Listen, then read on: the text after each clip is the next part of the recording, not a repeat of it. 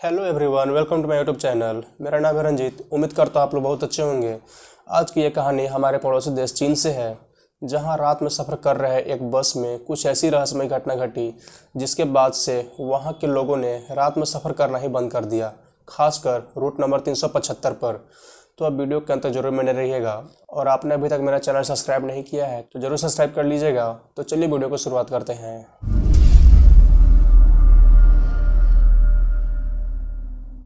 इस कहानी की शुरुआत होती है युआंग मिंग युआंग बस टर्मिनल से, जो कि चीन की राजधानी बीजिंग से कुछ ही किलोमीटर दूर थी। 14 नवंबर 1995 की देर रात इस टर्मिनल से एक बस खुलती है जिसका फाइनल डेस्टिनेशन था जियांग शान टर्मिनल, जिसे फ्रैग्रेंट हिल के नाम से भी जाना जाता है, जो कि हैदन डिस्ट्रिक्ट में पड़ता है। इन दोनों बस टर्मिनल के बीच की दूरी करीब 16 किलोमीटर थी, और इस बस को जिस रूट पर चलना था उस रूट का नंबर था 375। इस रूट पर देर रात चलने वाली ये आखिरी बस थी और अपने तय वक्त पर बस टर्मिनल से निकलती है। इस बस में कोई भी पैसेंजर नहीं था, सिर्फ 2 ही लोग थे, एक ड्राइवर और एक कंडक्टर। फिर करीब 2-3 स्टॉप के बाद बस ड्राइवर को अगले स्टॉपेज पर कुछ पैसेंजर खड़े हुए दिखाई देते हैं। बस वहाँ रुकती है और उस स्टॉपेज पर से एक बूढ़ी महिला और एक 20-22 साल का लड़का और एक यंग कपल भी उसमें चढ़ते हैं। सभी लोग बस में आकर अपना अपना सीट ले लेते हैं और फिर बस वहां से निकल पड़ती है। अब इस रूट नंबर 375 की आखिरी बस में कुल 6 लोग सवार थे, और ये बस अपने तय रूट के हिसाब से अपनी मंजिल की तरफ बढ़ रही थी। जिन रास्तों से ये बस गुजर रही थी वो शहर के बाहरी इलाका था, और उस रास्ते में कोई भी इस बस के अलावा गाड़ी नहीं चल रही थी। चारों तरफ बिल्कुल सन्नाटा पसरा हुआ था क्योंकि आधी रात हो चुकी थी। तभी बस ड्राइवर को अंधेरे में खड़े 2 लोग दिखाई दिए, जो कि बस को रोकने के लिए अपने हाथ हिला रहे थे, और ये लोग अगले बस स्टॉपेज से काफ़ी पहले बीच रास्ते में ही खड़े हुए थे। पहले तो बस ड्राइवर डिसाइड करता है कि वो बस को नहीं रोकेगा, क्योंकि वो लोग बीच रास्ते में खड़े हुए थे, बस स्टैंड पर नहीं थे। फिर कंडक्टर बोलता है कि इस रूट की ये आखिरी बस है, इस रूट पर फिर दूसरे कोई भी बस नहीं आएगी, इसलिए इन लोगों को बस में चढ़ने दें। फिर ड्राइवर को भी लगा, हाँ, अगर मैंने बस को नहीं रोकी तो बेचारे पूरी रात यहीं रह जाएंगे, इसलिए बस ड्राइवर ने बस को रोक दिया। फिर ये दोनों पैसेंजर बस में चढ़ जाते हैं। लेकिन जैसे ही ये लोग बस में चढ़ते हैं तो पता चलता है कि ये 2 लोग नहीं बल्कि 3 लोग हैं। उन दोनों ने बीच में एक शख्स को अपने कंधे के सहारा से पकड़ रखा था, जिससे बस में चढ़ने से पहले वो दिखा ही नहीं कि और भी कोई तीसरा शख्स है। उस तीसरे शख्स का चेहरा उसके बालों से ढका हुआ था, जिससे किसी को भी उसका चेहरा दिखा ही नहीं। और फिर ये तीनों बिना किसी से कुछ बोले पीछे वाले सीट पर जाके बैठ जाते हैं, और ये बस वहाँ से फिर चल पड़ती है। मगर इन तीनों को देखकर बाकी के पैसेंजर घबरा जाते हैं, क्योंकि एक तो इतनी अंधेरी रात, फिर शुरुआत में 2 लोगों को दिखाई पड़ना, फिर बस में 3 लोगों को चढ़ जाना, और ऊपर से इन सभी के अजीब से कपड़े। सभी पैसेंजर घबराकर आपस में ही एक दूसरे को देखने लगते हैं। तभी कंडक्टर बोलता है कि हो सकता है ये लोग नाटक वगैरह में काम करते हो और बस पकड़ने की जल्दबाजी में अपने कपड़े उतारना ही भूल गए हों, इसलिए आप लोग घबराओ मत। बाकी के पैसेंजर तो शांत हो जाते हैं, लेकिन वो बूढ़ी औरत शांत नहीं हो रही थी। वो बार बार पीछे मुड़कर उन्हीं तीनों को देखे जा रही थी। फिर अगले 2-3 स्टॉप के बाद वो यंग कपल उतर जाते हैं। फिर से ये बस अपनी मंजिल की ओर बढ़ने लगती है। अचानक से ये बूढ़ी औरत अपने सीट पर से खड़ी हो जाती है और अपने आगे बैठे हुए 20 साल के लड़के पर जोर जोर से चिल्लाना शुरू कर देती है, और बोलती है कि उसने उसका पर्स चुरा लिया है। इस बात पर उस लड़के को भी गुस्सा आ जाता है और वो भी बहस करना शुरू कर देता है। ये शोर सुनकर बस कंडक्टर भी वहाँ पहुँच जाता है और पूछता है क्या हुआ, क्या बात है, क्यों शोर मचा रहे हो।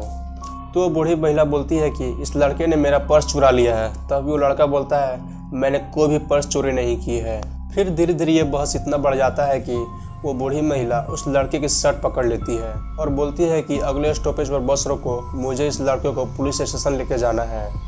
कंडक्टर उस बूढ़ी औरत को समझाने की बहुत कोशिश करता है, तभी वो नहीं मानती। वो बस एक ही बात पड़ी रहती है, अगले स्टॉपेज पर तुम बस रोको, मुझे इस लड़के को पुलिस के हवाले करना है। आखिरकार बस का ड्राइवर अगले स्टॉपेज पर बस रोक देता है, और जैसे ही बस रुकती है वो बूढ़ी औरत खींचकर उस लड़के को बस से बाहर निकालती है, और फिर वो बस आगे चली जाती है। बस से उतरने के बाद उस लड़के को ना ही कोई पुलिस स्टेशन नज़र आता है और ना ही कोई इंसान, बिल्कुल अंधेरा पड़ा हुआ था। तभी वो लड़का बोलता है कि तुम्हारे इस झूठे आरोप की वजह से मेरा आखिरी बस भी छूट गया, अब मैं वापस घर कैसे जाऊंगा। और तो और यहाँ कोई पुलिस स्टेशन भी नज़र नहीं आ रहा है। तो बूढ़ी औरत बोलती है कि मैंने तुम्हें कोई भी पुलिस स्टेशन ले जाने के लिए नहीं उतारा है, बल्कि मैंने तुम्हारी जान बचाई है। मेरे पास और कोई भी रास्ता नहीं था, मुझे तुम्हें इस तरह उतारना था जिससे किसी को कोई भी शक ना हो। उसकी बातें सुनकर वो लड़का शौक हो जाता है, बोलता है कि तुमने मेरी जान कैसे बचाई है। तो बूढ़ी औरत बोलती है कि तुम्हें याद होगा जब वो 3 लोग बस में चढ़े थे, तभी से मुझे बहुत अजीब लग रहा था, तो मैं उन्हें बार बार पीछे मुड़कर देख रही थी। इसी बीच बस की खिड़की से तेज हवा अंदर आई तो उनके कपड़े हवा में उड़े, तो मैंने देखा कि उन तीनों के पैर गायब थे।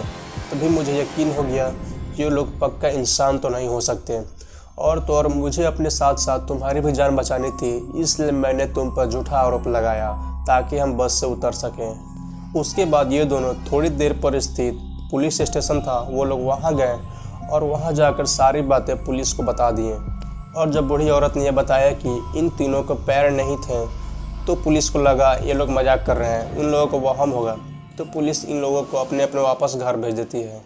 उसके बाद 14 नवंबर 1995 की ये रात बीत जाती है, लेकिन उसके अगली सुबह 15 नवंबर 1995 की कुछ ऐसी खबर आई जिसने सबकी होश उड़ा दिया। रूट नंबर 375 की वो आखिरी बस फाइनल डेस्टिनेशन फ्रैग्रेंट हिल अभी तक पहुंची ही नहीं। जिस बस को 14 नवंबर की देर रात पहुंच जाने चाहिए थे, लेकिन वो बस अभी तक गायब थी, और साथ ही साथ बस का कंडक्टर और ड्राइवर भी गायब थे। उसके बाद बस के ओनर ने पुलिस स्टेशन जाकर बस की मिसिंग रिपोर्ट लिखवाई। जैसे ही ये बात पुलिस को पता चली कि रूट नंबर 375 की वो आखिरी बस गायब हो चुकी है, तभी उस पुलिस वालों को वो बूढ़ी औरत और लड़का याद आया। तभी उन दोनों को पुलिस स्टेशन बुलाकर पूछताछ किया गया, और इस बार उन दोनों की बात बहुत सीरियसली सुना जा रहा था। अखबार के माध्यम से ये खबर जनता के बीच बहुत तेज़ी से फैलने लगी थी। 17 नवंबर 1995 को बस के गायब होने के पूरे 2 दिन बाद एक झील के पानी के अंदर एक बस डूबी हुई पुलिस को मिलती है।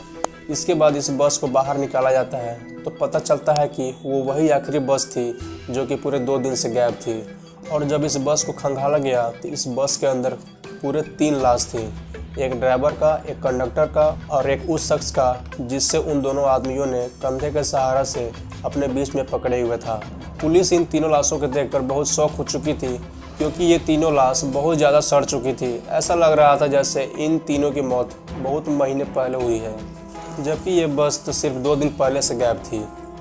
और जहाँ यह बस डूबी हुई मिली वो फ्रैग्रेंट हिल से करीबन 100 किलोमीटर दूर थी। जबकि पुलिस के जांच पड़ताल में पता चला कि बस के टैंक में इतना डीजल ही नहीं था जिससे वो एक्स्ट्रा 100 किलोमीटर चला जाए।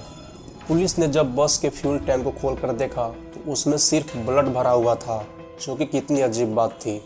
पुलिस ने जब सीसीटीवी कैमरे को खंगाला तो जहां वो बूढ़ी औरत और वो लड़का उतरते हैं वहां तक तो बस कैमरे में आती है, लेकिन उसके बाद वो बस किसी भी कैमरे में कैद ही नहीं हुई। और ऐसा क्यों हुआ किसी को नहीं पता। और ये इन्वेस्टिगेशन ऐसी ही चलती रही, लेकिन इसका कोई भी फ़ायदा नहीं हुआ। इस घटना को हुए आज पूरे 28 साल हो चुके हैं, लेकिन आज भी सिर्फ एक रहस्य बनकर रह गया है। चीन की सरकारी अखबार ग्लोबल टाइम्स ने खुद अपने वेबसाइट पर इस खबर को डाल रखा है, तो जाहिर सी बात है इस खबर में कुछ तो सच्चाई होगी। आज की वीडियो यहीं पर ख़त्म होती है। आपको यह कहानी सुनकर कैसा लगा मुझे कमेंट में ज़रूर बताइएगा। साथ ही साथ वीडियो को शेयर कीजिएगा, लाइक कीजिएगा, और आपने अभी तक मेरा चैनल सब्सक्राइब नहीं किया है तो जरूर सब्सक्राइब कर लीजिएगा। तो मैं आपसे मिलता हूँ अपने नेक्स्ट वीडियो में। Thank you and bye bye.